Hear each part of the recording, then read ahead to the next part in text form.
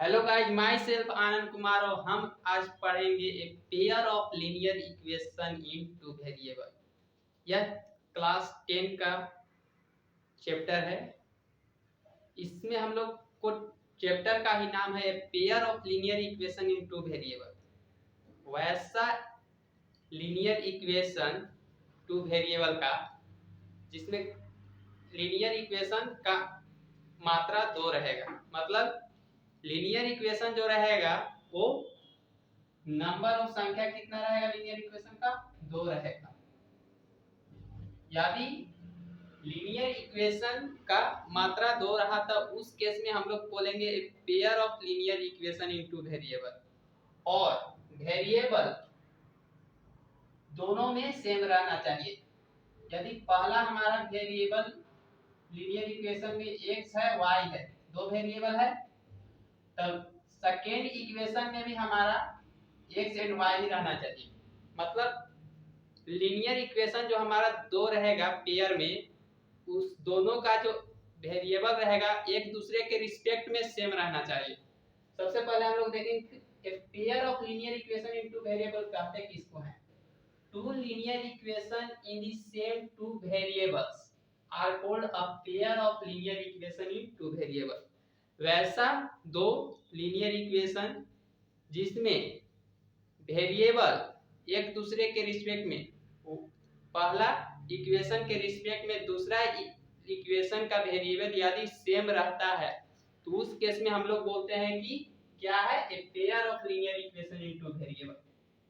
अब linear equation होता क्या चीज है, तो लीनियर इक्वेशन जो है यह एक स्ट्रेट लाइन को रिप्रेजेंट करता है।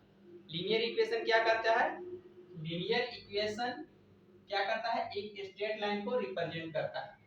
सबसे पहले हम लोग देखेंगे लीनियर इक्वेशन में जनरल फॉर्म क्या क्या होता है। A pair of linear equation का जनरल फॉर्म क्या होता है, a1x plus b1y plus c1 equal to 0 and a2x plus b2y plus c2 equal to 0।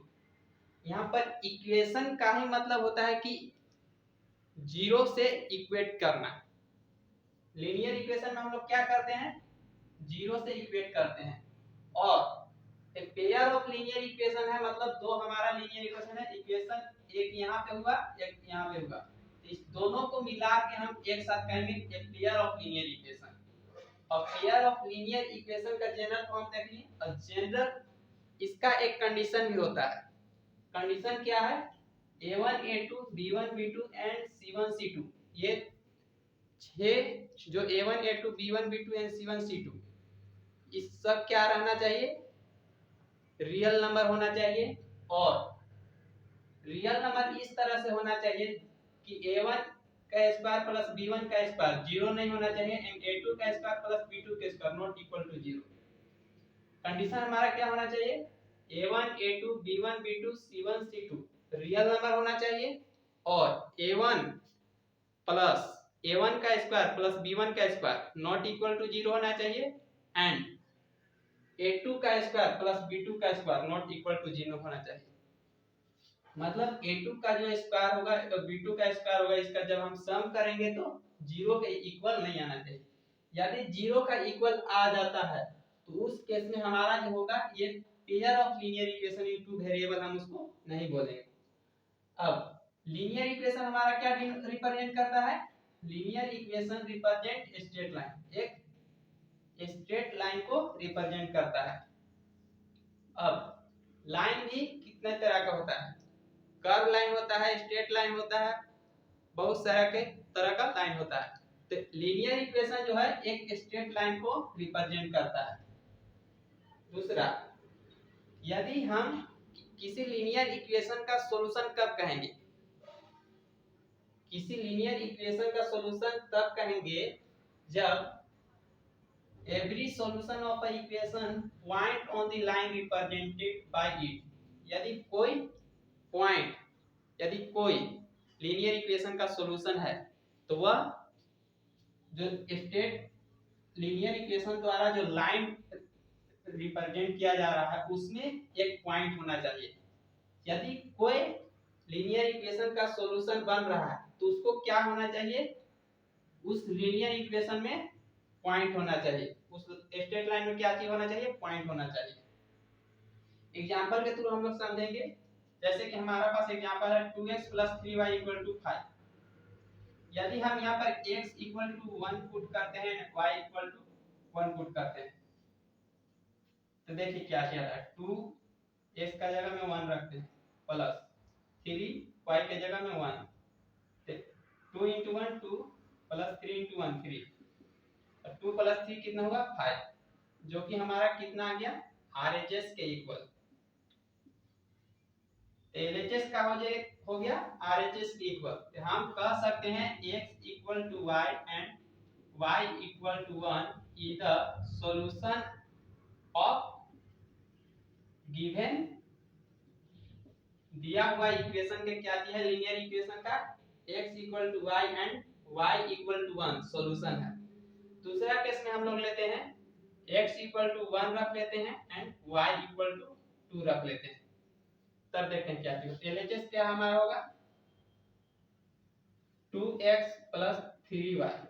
अब यहाँ पे वैल्यू पुट करते हैं, x का वैल्यू पुट करेंगे 1 एंड y का वैल्यू पुट करेंगे 2, तो 2 × 1 प्लस 3 × 2, तो क्या हमारा हो गया 2 × 1 2 प्लस 3 × 2 6, 2 + 6 कितना हुआ 8। 8 जो है हमारा LHS RHS के इक्वल है। यहाँ पे 5 है RHS में, अब हमारा RHS में LHS में क्या आ रहा है 8 आ रहा है। LHS जो है नॉट इक्वल टू RHS, तो हम कह सकते हैं कि x = 1 and y = 2 is not solution of given equation. दिया हुआ इक्वेशन का x = y and y = 2 solution नहीं है। उसका बाद हम लोग आगे पढ़ेंगे solution of a pair of linear equation in two variable को हम लोग किस किस तरीका से सॉल्व कर सकते हैं उसका प्रॉब्लम को। तो सबसे पहले हम लोग इसको इरेज कर लेते हैं।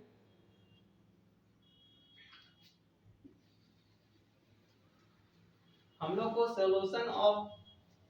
सॉल्यूशन में दो मेथड पढ़ना है। पहला मेथड है ग्राफिकल मेथड एंड दूसरा है अलजेब्रिक मेथड।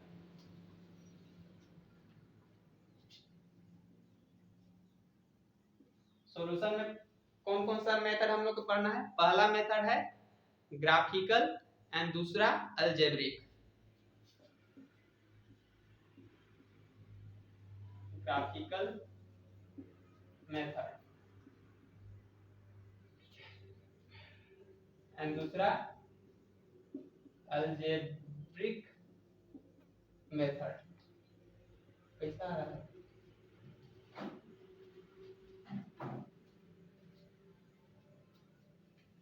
अब ये तो ठीक है, नहीं होगा ना ये मेथड कट जाएगा नहीं। एंड दूसरा है हमारा अलजेब्रिक मेथड। अब ग्राफिकल मेथड में हम लोग पेयर ऑफ लीनियर इक्वेशन को हम लोग ग्राफ द्वारा सॉल्व करते हैं। ग्राफिकल मेथड में हम लोग क्या द्वारा सॉल्व करते हैं, ग्राफ द्वारा। अब ग्राफिकल मेथड जो है हमको 3 केसेस के बारे में पढ़ना है। मतलब ग्राफिकल मेथड में भी हम 3 तरह के मेथड द्वारा इसको सॉल्व करेंगे। पहला केसेस क्या होगा, जब पेयर ऑफ लीनियर इक्वेशन है, मतलब दो लाइन यहाँ पे ड्रॉ होगा। सम क्या होगा, पेयर ऑफ लीनियर इक्वेशन में दो लाइन ड्रॉ होगा। पहला केसेस में जब लाइन इंटरसेक्ट एक दूसरे को क्या कर देगा, इंटरसेक्ट करेगा। जब लाइन एक दूसरे को इंटरसेक्ट करेगा तो उस केस में जो सॉल्यूशन हमारा होगा यूनिक सॉल्यूशन होगा। सॉल्यूशन कितना होगा, उसका एक यूनिक सॉल्यूशन होगा। जब लाइन इंटरसेक्ट करेगा तो सॉल्यूशन कितना होगा, यूनिक होगा। और किस तरह का लीनियर इक्वेशन होगा, तो कंसिस्टेंट लीनियर इक्वेशन होगा। कंसिस्टेंट लीनियर इक्वेशन होगा। और कंडीशन क्या चीज होगा इसमें, a1 by a2 not equal to b1 by b2। क्या चीज होगा, a1 by a2 not equal to b1 by b2। ऐसा केसेस बन रहा है तो हम बोलेंगे कि लाइन इंटरसेक्ट करेगा, यूनिट सॉल्यूशन होगा और pair of linear equation consistent होगा। दूसरा केसेस क्या बनता है हमारा, जब लाइंस कोइंसाइड,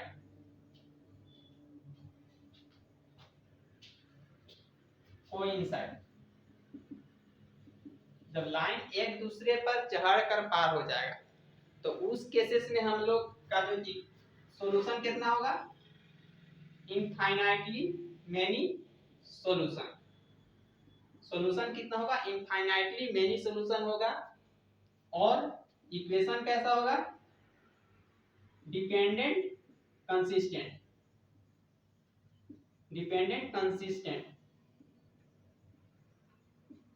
और कंडीशन क्या चाहिए होगा,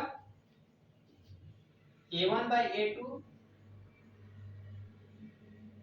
equal to b1 by b2 not equal to c1 by c2। मतलब जब ये कंडीशन होगा a1 by a2 equal to b1 by b2 but not equal to c1 by c2, यदि ऐसा condition pair of linear equation में बनता है तो हम बोलेंगे कि लाइन कोइंसाइड करेगा, मतलब लाइन जो है एक दूसरे पर चढ़ जाएगा और उसका इनफाइनाइटली मेनी सॉल्यूशन होगा। और किस तरह का इक्वेशन होगा, डिपेंडेंट कंसिस्टेंट होगा। किस तरह का इक्वेशन होगा, डिपेंडेंट कंसिस्टेंट। तीसरा केसेस हमारा पास क्या बनता है कि लाइन जब एक दूसरे का पैरेलल हो जाए, lines parallel to each other. जब पैरेलल होगा तो उस केस में उसका कोई सॉल्यूशन नहीं होगा, no solution. Pair of linear equation का क्या होगा, नो सॉल्यूशन होगा। और इक्वेशन कैसा होगा, इनकंसिस्टेंट इक्वेशन होगा। किस तरह का लीनियर इक्वेशन होगा, इनकंसिस्टेंट लीनियर इक्वेशन होगा। और इस केस में कंडीशन क्या बनेगा, a1 by a2 equal to b1 by b2 equal to c1 by c2। यदि इस तरह के कंडीशन मिलता है a1 by a2 equal to b1 by b2 equal to c1 by c2, यदि ऐसा कंडीशन फुलफिल होता है तो हम उस केस में कहेंगे कि लाइन पैरेलल है एक दूसरे का, उसका कोई सॉल्यूशन नहीं होगा। और किस तरह की इक्वेशन है, इनकंसिस्टेंट इक्वेशन है। उसका बाद हमारा अगला है अलजेब्रिक मेथड। अलजेब्रिक मेथड में भी हम उसका वैल्यू फाइंड करके उस पेयर ऑफ लीनियर इक्वेशन का सॉल्व करते हैं। मतलब x एंड y का हम उस केस में अलजेब्रिक मेथड में क्या करते हैं, x एंड y का वैल्यू फाइंड आउट करते हैं और उस वैल्यू फाइंड आउट करके उसका सॉल्यूशन करते हैं। तो अलजेब्रिक मेथड में भी हमको 3 केसेस के बारे में पढ़ना है। इसको हम पहले इरेज कर लेते हैं।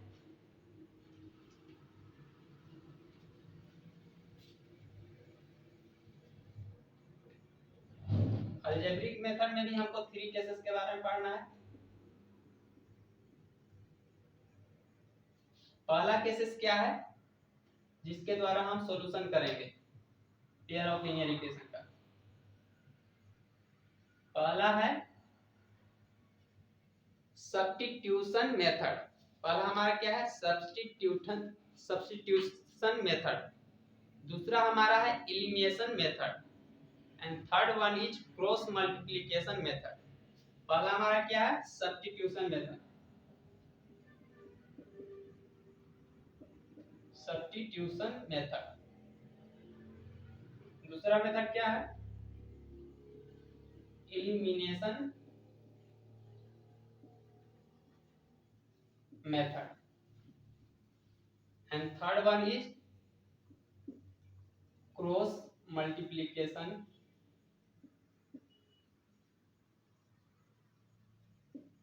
मेथड।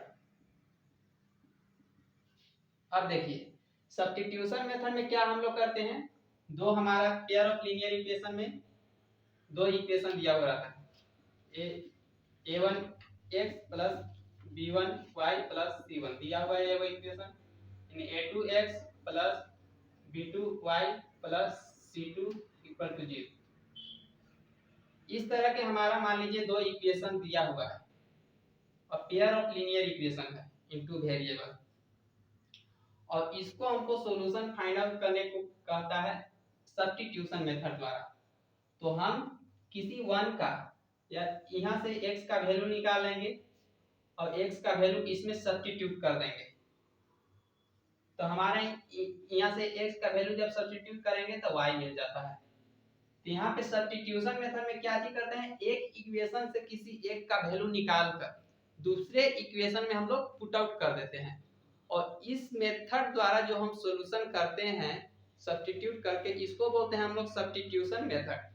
इसका हम लोग आगे एग्जांपल सॉल्व भी करेंगे तो हम लोग को और अच्छा बेटर समझ में आएगा इसका एप्लीकेशन सब्स्टिट्यूशन मेथड।